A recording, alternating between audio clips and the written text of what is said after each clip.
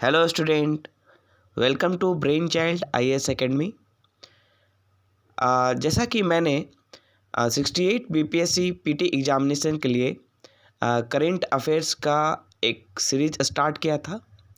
इसमें सबसे पहले मैंने नवंबर का जो करेंट अफेयर्स है उसको डिस्कस करना स्टार्ट किया था और फर्स्ट वीडियो में मैंने उसका फर्स्ट पार्ट डिस्कस किया था और मैंने बताया था कि हर दिन हम लोग लगभग 6 से 7 करेंट अफेयर्स को यहाँ पे डिस्कस करेंगे। तो उसी सीरीज़ में ये हमारा सेकंड डिस्कशन है, सेकंड पार्ट है ना। और इसमें हम नवंबर का करेंट अफेयर्स डिस्कस कर रहे हैं। तो स्टार्ट करते हैं।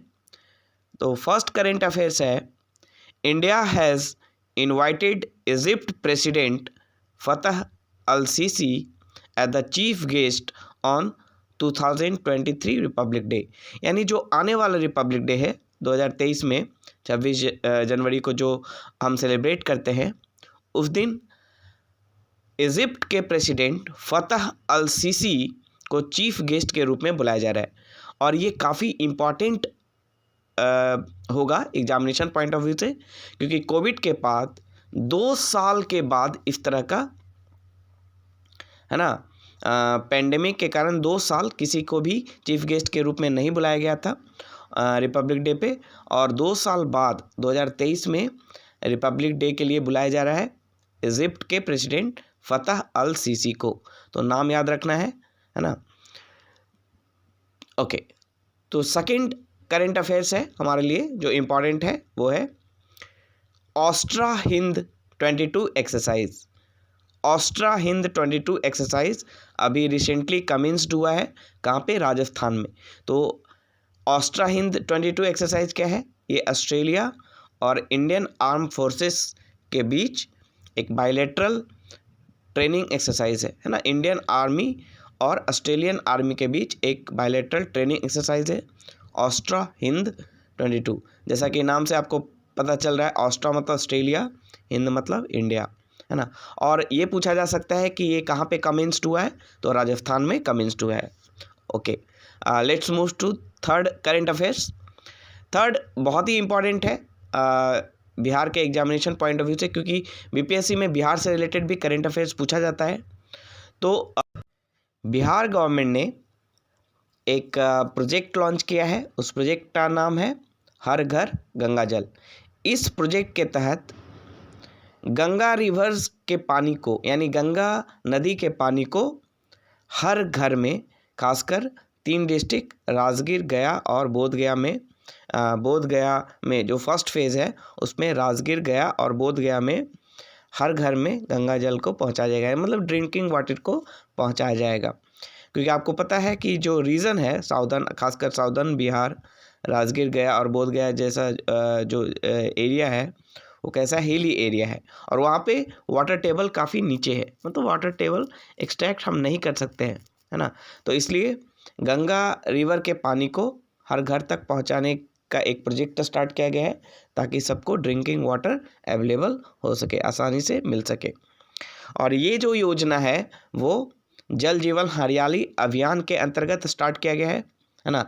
और इसके फर्स्ट फेज़ में राजगीर, गया और बोधगया में हर घर में गंगा जल को पहुंचाने की कवायद की जाएगी। और सेकेंड फेज़ में, है ना, जो कि 2023 में एक्सपेक्टेड है, तो नवादा डिस्ट्रिक्ट में गंगा वाटर को प्रोवाइड किया जाएगा, है ना। तो फर्स्ट फेज में राजगीर, गया और बोधगया, सेकेंड फेज में नवादा डिस्ट्रिक्ट। नेक्स्ट जो करेंट अफेयर्स है वो हमारा है Anwar Ibrahim was appointed as the 10th prime minister of Malaysia. ये याद रखना है आपको, अनवर इब्राहिम को मलेशिया के नए प्राइम मिनिस्टर के रूप में अपॉइंट किया गया है। किसके द्वारा? और नंबर भी याद रखना है 10th, है ना। किसके द्वारा अपॉइंट किया गया? वहाँ के किंग सुल्तान अब्दुल्ला के द्वारा, है ना। तो ये भी आपको याद रखना है।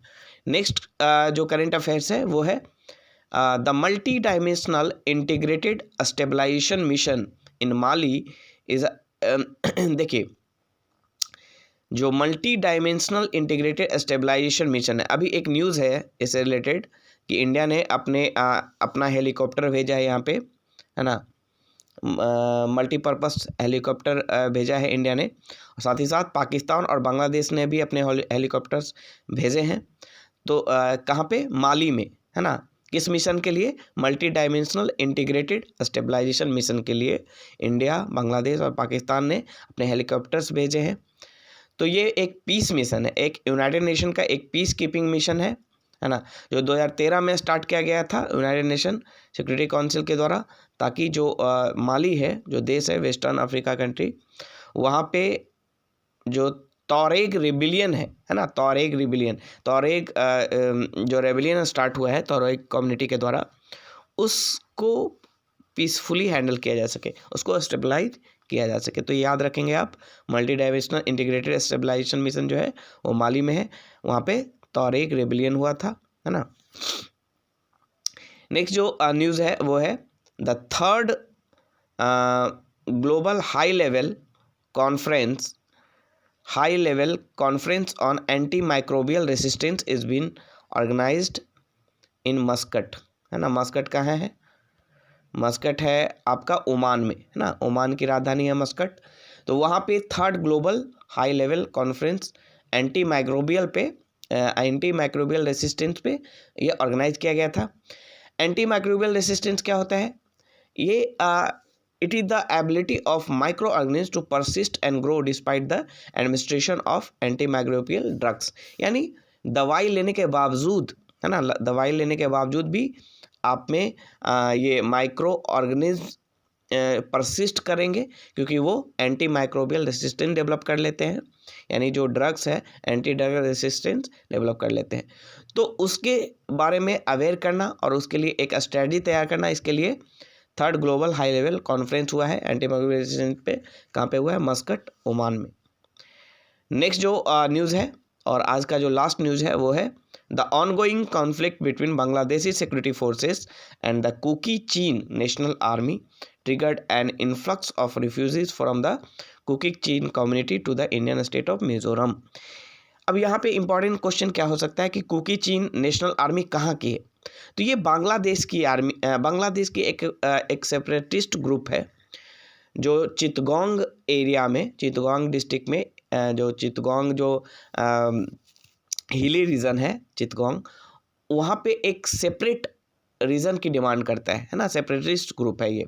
और उसके और बांग्लादेश सिक्योरिटी फोर्सेस के बीच में कॉन्फ्लिक्ट हुआ है और उसके कारण बहुत सारे रिफ्यूजीज इंडिया में इंटर किए हैं, खासकर मिजोरम में, है ना, इंडियन स्टेट ऑफ मिजोरम में।